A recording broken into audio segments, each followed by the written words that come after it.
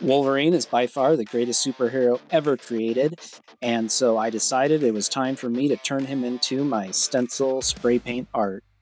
As far as my stencils go, I always use just a heavy cardstock, and I'm cutting it out using my Creality Falcon 2 22-watt laser. In the past, I used a Cricut to cut out stencils, but this is way more effective. I get way more detail in my stencils, and it's a lot faster than my Cricut. So really happy with this. This is a lot easier to use. For my stencils, I run this at a 85% power, 4,000 millimeters per minute, and I do 2 passes.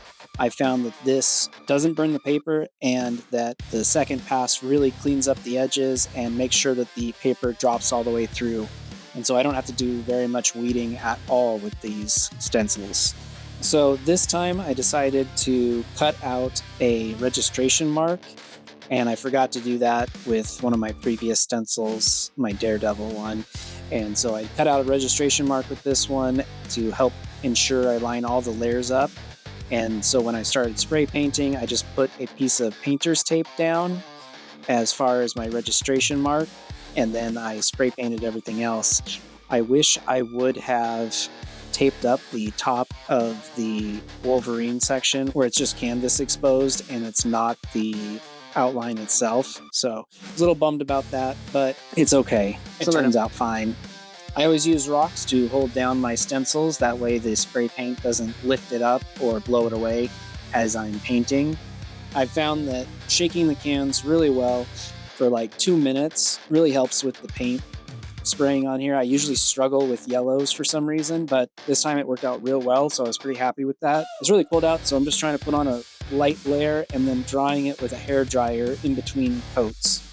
So I really want to make sure that it is not tacky when I put the other stencil on, because I've had it where it will rip up the paint that is beneath the stencil parts. So now I just always make sure that it is pretty dry before I do the next layer. I always struggle with white. It's one of the worst colors for me, but like I said, shaking it up real well and doing really light coats really helped. And then I used the outline of Wolverine as a shield.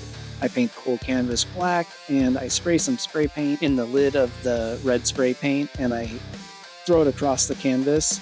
This kind of gives like a paint splatter effect. All right, now here is the reveal, the final product, and I just wish that I'd maybe used a little bit of grays in this for the claws, but that would require me making a whole nother stencil part to it, and I just didn't feel like going into that much detail. But I'm pretty happy with how this turned out, and my son likes it too.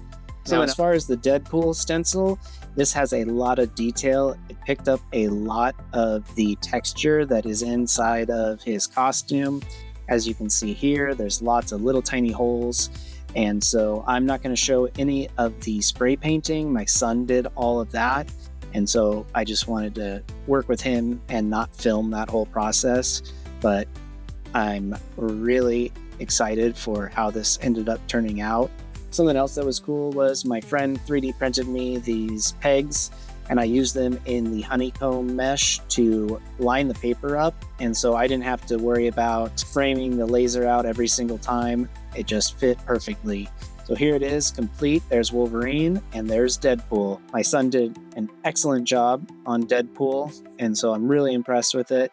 And then there's a Captain America that I did with my Cricut a long time ago.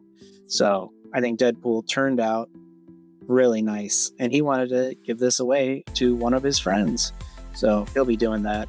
I'm really impressed with how well it turned out, but Wolverine is by far the best superhero